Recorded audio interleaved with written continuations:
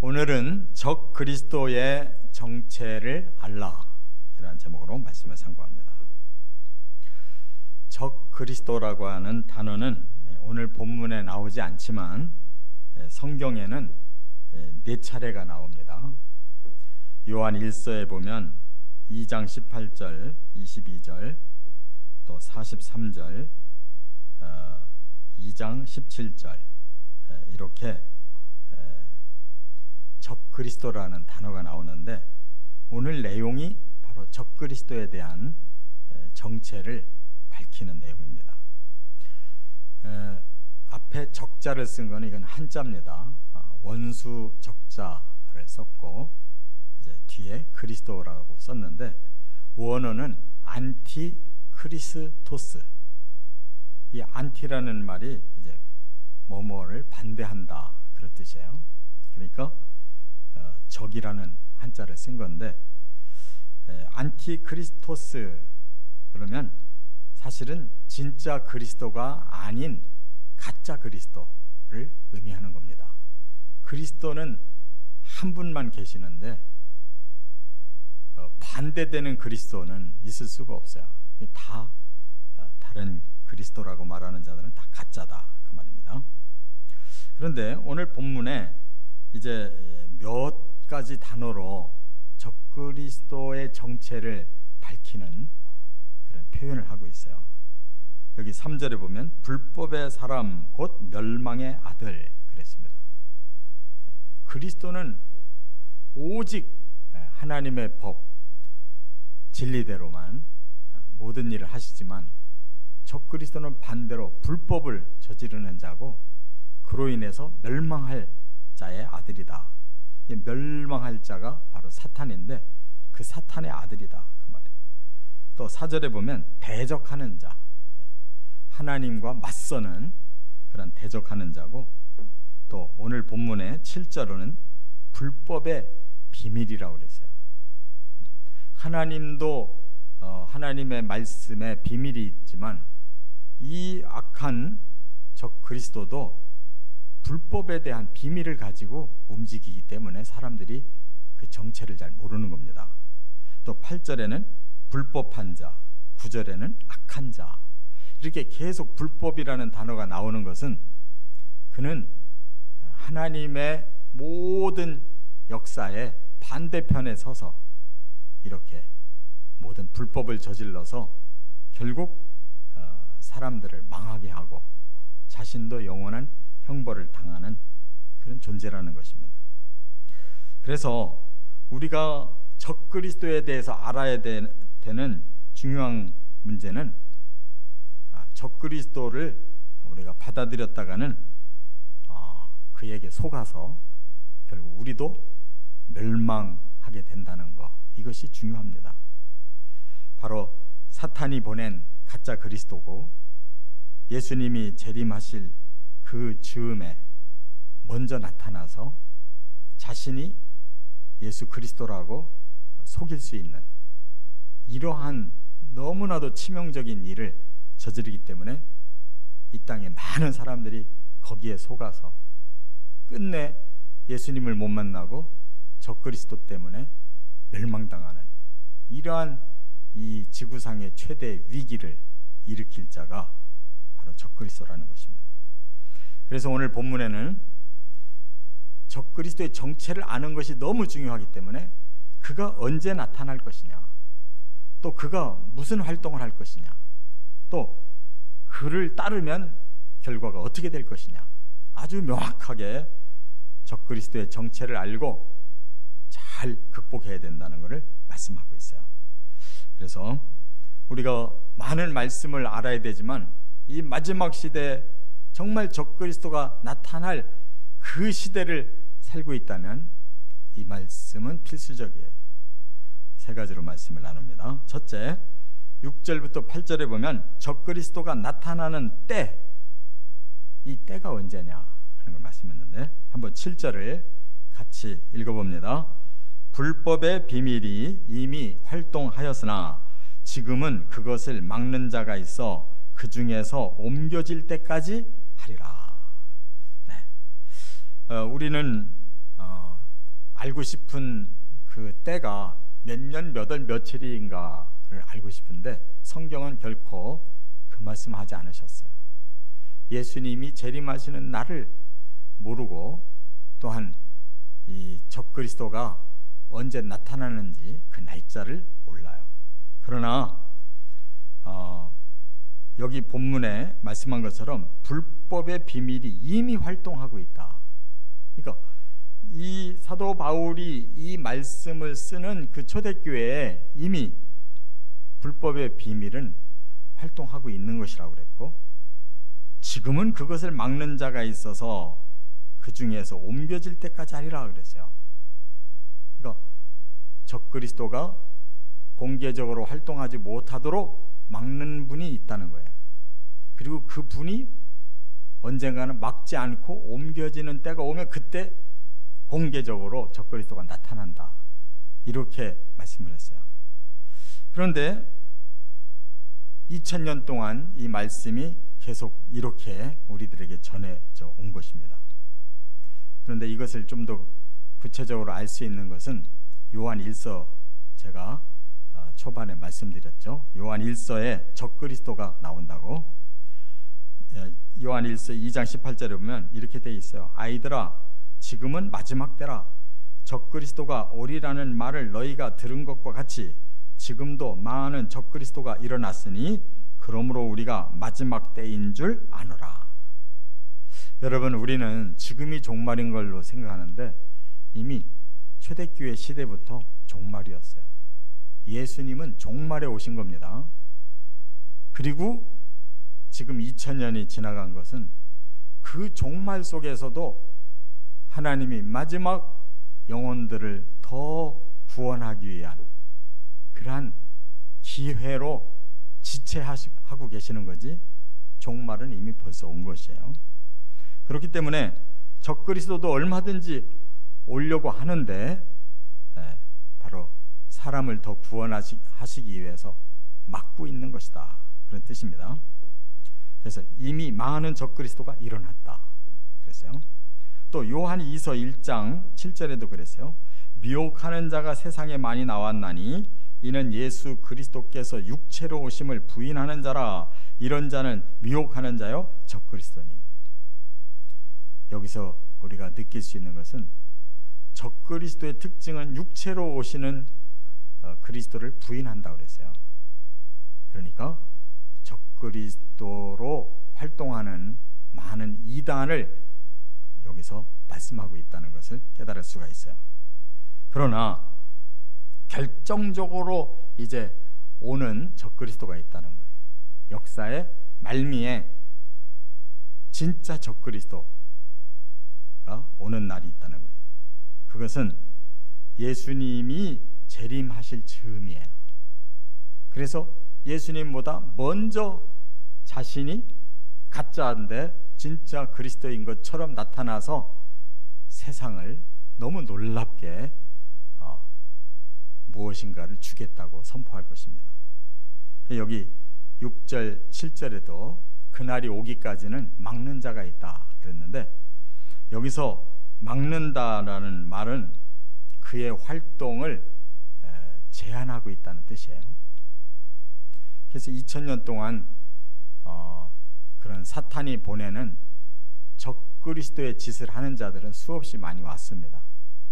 그러나 역사의 말미에 오는 자와는 다른 그런 이단들이었어요. 그러면 누가 그렇게 계속 막아서 여기까지 왔느냐? 바로 이름을 밝히지 않았지만 그분은 성령이십니다. 사탄이 계속 적그리스도를 보내서 세상을 빨리 빼앗고 싶어 하지만 하나님은 영혼을 더 구원하기 위해 지체하시고, 그 하나님의 뜻을 알고 사탄을 막고 있는 분은 성령이신 거예요. 그런데 때가 되면 성령이 옮기신다는 거예요. 이것이 대단히 어려운 말씀이지만 우리는 또 이 데살로니가서를 쭉 공부했기 때문에 얼마든지 깨달을 수 있는 말씀인데, 성령이 이 땅을 떠나실 때 왜 떠나시겠습니까? 바로 이제는 끝이 돼서 더 이상은 하나님이 기다리지 않으시고 이제는 구원할 자, 알곡이 될 자들을 거두시는 그 디데이가 온다는 거예요. 그때가 바로 공중으로 예수님이 재림하실 때, 이 땅에서는 성도들이 부활하고 살아있던 신실한 성도들이 휴거체가 될 때, 바로 성령이 그들을 이끌고 공중 세계로 가실 것입니다. 그럼 이 땅에는 악한 자들이 이제 완전히 세상을 차지하고 그 악한 자들이 원하는 세상을 만들겠다고 세상을 통합하게 될 것이다, 그런 말입니다. 그렇기 때문에 이 기간을 구약에서나 신약에서나 7년이라고 못을 박아놨어요. 이 7년 동안 적그리스도는 사탄의 사주를 받아서 결국 이 땅을 멸망시킬 짓을 할 것입니다. 그러나 이 적그리스도가 처음부터 사람들에게 본색을 드러내서 멸망시키려고 하면 사람들이 따르지 않겠죠. 그렇기 때문에 그는 온갖 불법과 거짓으로 이렇게 악한 짓을 결국 할 겁니다. 오늘 8절에 보면 그때 불법한 자가 나타나리니 주 예수께서 그 입의 기운으로 그를 죽이시고 강림하여 나타나심으로 패하시리라. 예수님은 공중에 재림하셨던 이후에 지상으로 재림하신다는 거예요. 그래서 결국 그 악한 자들을 전부 심판하신다는 거. 오늘 본문에 또 중요한 그 재림에 대한 단어를 두 가지로 표현하셨어요. 8절에 강림하여 나타나심으로 패하신다 그랬어요. 그러면 예수님이 이 지상에 오시는 그 재림을 왜 강림이라고 그랬고 나타나심이라고 했을까? 이것도 많은 비밀적인 요소가 있지만 우리는 깨달을 수가 있어요. 강림이라는 단어를 쓸 때에는 데살로니가서에 보면 반드시 성도를 위해서 오신다는 뜻이에요. 그게 바로 공중재림을 강림이라고 표현하는 거예요. 이 단어 자체가 파루시아인데 파라와 에이미라는 두 단어가 합해져서, 파라라는 것은 저기 어디로부터 온다는 뜻이에요. 바로 하늘로부터. 이 에이미라는 말은 여기에 존재한다, 그런 뜻이에요. 그러니까 하늘로부터 그 공중세계에 임하시는 예수님을 말할 때는 강림이라고 그랬어요, 공통적으로. 그러나 나타나심이라는 단어는 이제 에피파네이아라고 원어가 되어 있는데, 에피라는 말은 어느 곳에라는 장소를 의미해요. 어느 장소에, 화이나라는 말은 소리나 불꽃으로 자신을 드러낸다, 그 뜻이에요. 이건 바로 지상재림인 거예요. 그래서 이 지상에 예수님이 오실 때 바로 사람들의 두려워하는 그 소리나 불꽃으로 나타나신다. 심판자로 오신다는 뜻이에요. 실제로 데살로니가 후서 1장 7절에 보면 하늘로부터 불꽃 가운데 나타나실 때 그랬어요. 하늘에서 지상으로 내려오시는데 그 예수님은 불꽃 가운데 나타나신다. 바로 심판자로 오신다, 그런 뜻입니다. 그렇기 때문에 우리는 성경에서 공중으로 재림하시는, 즉 강림하시는 예수를 우리가 만나야지 구원받지, 불꽃 가운데 나타나시는 예수를 만나면 그 사람은 지상에서 심판받을 사람이라는 걸 깨달아야 됩니다. 두 번째, 9절과 10절에 보면 적그리스도의 활동이 뭐냐라는 걸 이제 구체적으로 말했어요. 9절과 10절 한번 같이 읽어보겠습니다. 악한 자의 나타남은 사탄의 활동을 따라 모든 능력과 표적과 거짓 기적과 불의의 모든 속임으로 멸망하는 자들에게 있으리니 이는 그들이 진리의 사랑을 받지 아니하여 구원함을 받지 못함이라.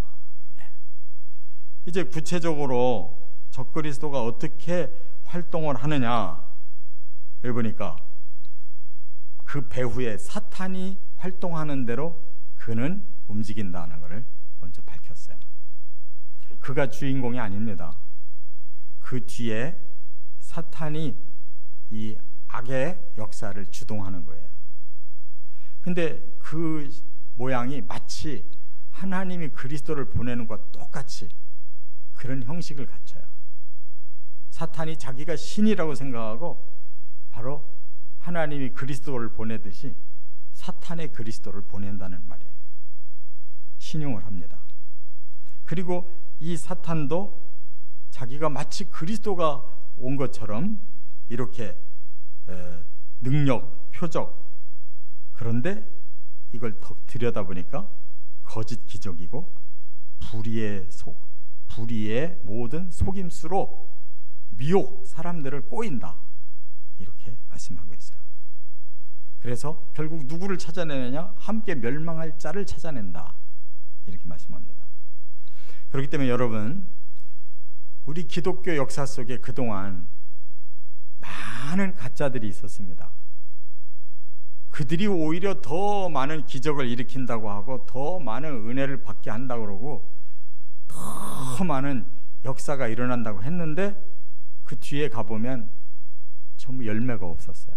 예수님도 바로 그 시대에 너희들이 그렇게 악한 자들, 외식하는 자들을 잘 구별해야 된다라고 말씀했는데 열매를 보고 그 나무를 알지니 그랬어요. 진짜는 열매를 맺지만 가짜는 그냥 화려하게 꽃이 피고 번성하는 것 같이 보여도 열매가 없는 건 가짜라는 거예요. 기독교 역사 속에서 그런 일이 얼마나 많았는지 몰라요. 마지막에도 적그리스도는 굉장히 화려하게 많은 사람들을 낙원 만들 것처럼 정치적으로, 경제적으로, 사회적으로, 종교적으로 놀라운 이슈를 내걸고 사람들의 마음을 흔들어서 모을 겁니다. 그것이 3년 반이면 이 지구상에 다 이루어진다는 거예요. 그런데 3년 반이 지나니까 본색이 드러난다는 것입니다. 그래서 낙원을 이룰 것이라고 속은 많은 사람들이 그때부터 적그리스도라는 걸 알고 거기에 대항한다면 그들은 모두 죽음을 당할 거예요. 그래서 나머지 3년 반은 그야말로 대환란이 벌어지는 거예요. 우리가 요한계시록을 읽고 추측할 수 있는 것은 바로 그때가 이 땅에, 전 지구상에 갈등의 역사가 일어나서 핵이 터뜨려진다고 하면 그는 요한계시록의 인해재앙, 나팔재앙, 대접재앙의 그 현상이 그대로 드러날 것입니다. 처음에는 일부가 멸망을 당하지만 나중에 그것이 확대돼서 전체가 다 멸망하는 모습을 요한계시록이 보여주는 것처럼 바로 이때는 그야말로 이 지구의 종말인 것이에요. 그러면 왜 이렇게 결국 적그리스도가 낙원을 만든다고 했다가 그것이 대실패를 하면서 이렇게 스스로 이 지구를 자멸시키느냐? 그게 그들의 목적이에요. 그들은 결코 낙원을 만들려고 하는 게 아닙니다. 하나님 앞에 대적하기 위해서, 하나님이 가장 귀하게 여기는 이 인류를 멸망시키기 위해서 인류를 아름답게 살게 주신 이 지구까지도 다 파멸시키는 자들이에요. 여러분, 하나님은 이 지구를 파멸시키는 분이 아닙니다. 우리가 성경을 잘 해석해야 돼요. 하나님은 징계는 하시지만 파괴하시는 분이 아니에요. 사람을 돌이켜서 바르게 세우지 사람을 파멸되게 만드는 분이 아니에요. 그런데 파멸되게 만드는 자는 사탄이고 적그리스도인 겁니다. 거기에 우리가 분명한 분별을 해야 돼요. 이 땅은 사탄이 파괴시키고 적그리스도가 파괴시키는 거예요. 거기에 우리가 속으면 그 혼란 속에 함께 들어간다 하는 걸 깨달아야 돼요. 세 번째, 11절 12절. 적그리스도를 따르면 어떻게 되는가? 만약에 그 상황에서 적그리스도에게 속아가지고 그를 따르게 된다면 어떻게 될 것인가? 12절 다 같이 읽겠습니다. 진리를 믿지 않고 불의를 좋아하는 모든 자들로 하여금 심판을 받게 하려 하십니다.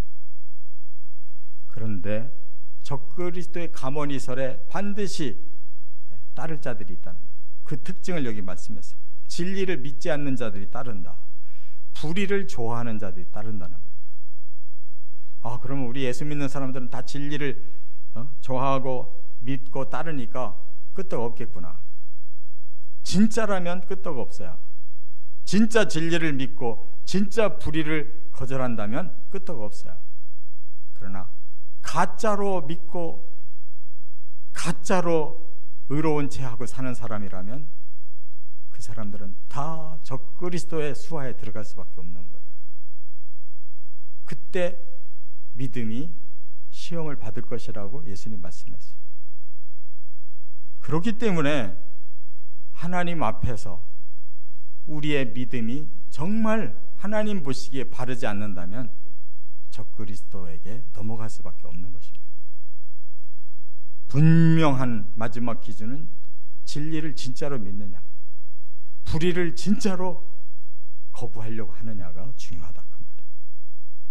그렇지 않은 자들을 적그리스도가 사로잡아서 그들이 결국 심판을 받도록 유도하는 것이다 그 말입니다. 그러므로 우리가 복음을 진짜 진리로 정말 하나님을 우리가 진정으로 사랑하고 예수님을 진정으로 믿느냐, 이 시험에 우리가 걸려들면 안 된다는 것이, 이것은 마지막 기회이고 절대절명의 선택입니다. 그런데 끝까지 예수님의 그 십자가의 은혜, 하나님의 이 구원의 사랑, 성령의 임재하심의 동행을 거부하는 자들은 바로 그 불의를 좋아하기 때문에 결국 예수님이 지상으로 재림하실 때까지 그들은 이 땅에서 적그리스도와 함께 있다가 마지막 심판에 처해질 것이다 그 말입니다. 그 심판의 모습을 계시록 19장 19절에 이렇게 말씀했어요. 내가 보매 그 짐승과 땅의 임금들과 그들의 군대들이 모여 그 말탄 자와 그의 군대와 더불어 전쟁을 일으키다가, 두 파벌이 나눠진다는 거예요. 이 땅에 적그리스도를 따르는, 여기 짐승이라고 그랬는데 그 짐승을 따르는 임금들도 군대들도 말탄 자들도 군대들도 이렇게 양분돼 가지고 전쟁이 일어난다고 말씀하고 있어요. 그렇기 때문에 우리는 그 적그리스도를 두려워서 그의 체제에 순응을 했다가는 우리는 하나님 앞에 심판을 받게 될 것입니다. 결국은 적그리스도 편에 든 자들도 다 몰살을 당하게 될 것이에요. 그렇기 때문에 짐승의 표를 받고, 여기 분명히 그랬습니다. 짐승이 잡히고 그 앞에서 표적을 행하던 거짓 선지자들도 함께 잡혔으니 이는 짐승의 표를 받고 그의 우상에게 경배하던 자들을 표적으로 미혹하던 자라. 이 둘이, 그러니까 짐승도 거짓 선지자도 검의 죽음에 모든 새가 그들의 살로 배불리더라. 또 20장 10절로 넘어가 보면 또 그들을 미혹하는 마귀가 불과 유황못에 던져지니 거기는 그 짐승과 거짓 선지자도 있어 세세토록 밤낮 괴로움을 받으리라.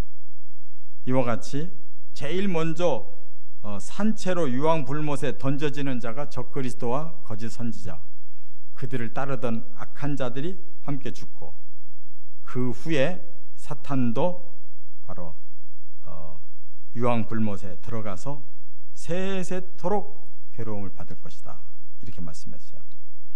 그러면 이러한 심판에서 벗어나서 끝까지 진리를 믿고 하나님 사랑하고 그리고 불의를 배격한 성도들 어떻게 될 것이냐?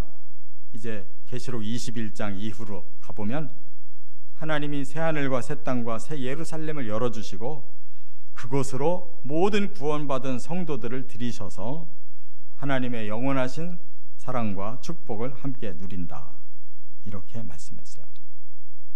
그런데 하나님이 다시 한번 경고하셨어요. 21장 8절에 그러나 두려워하는 자들, 이게 뭡니까?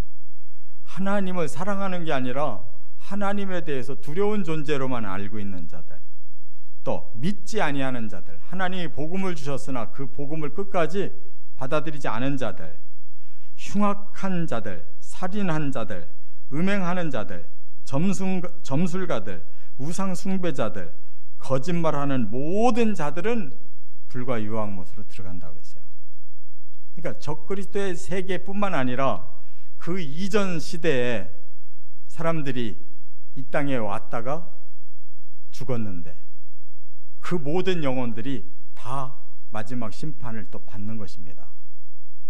그 중에 하나님을 두려워하기만 한 자들, 그러니까 하나님을 피하려고 한 자들, 하나님이 주신 복음을 믿지 않는 자들, 그리고 세상에 온갖 악한 짓을 다 저지른 자들, 그들이 그 죄목을 가지고 영원히 심판받아서 불과 유황으로 타는 못에 던져지리니 이것이 둘째 사망이라고 그랬어요. 사람의 몸이 죽는 것은 첫째 사망입니다. 그러나 그 영혼들이 다시 살아나서 하나님의 심판에 처해져서 영원한 불못으로 들어가서 형벌받는 것은 둘째 사망이라고 했어요. 이렇게 하나님은 명확하게 인류의 그 마지막을 정리하신다는 거예요. 그렇기 때문에 계시록 22장 18절 이하에 분명한 마지막 경고를 이렇게 하셨어요.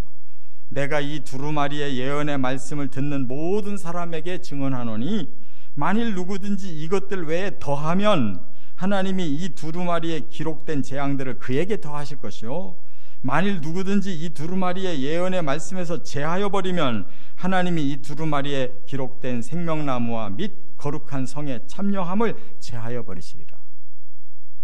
하나님의 말씀은 1.1핵도 틀림이 없다는 거예요. 여기에 기준으로 모든 걸 하겠다. 그래서 여기에 더 보태면 재앙을 더 받을 것이다. 여기서 빼는 것이 있다면 그들도 하늘나라에서 빼버리겠다. 이렇게 말씀했어요. 그리고 우리에게 이런 믿음으로 살아라고 마지막 절을 뭐라고 말씀했냐면 주여 오시옵소서 그랬어요. 이게 우리가 고백하라는 거예요. 주여 오시옵소서가 바로 마라나타라는 뜻이에요. 주여 오시옵소서 마라나타. 이 믿음으로 우리가 견고하게 오직 예수님을 기다려야만 이 종말을 우리는 극복해낼 수가 있다는 것입니다.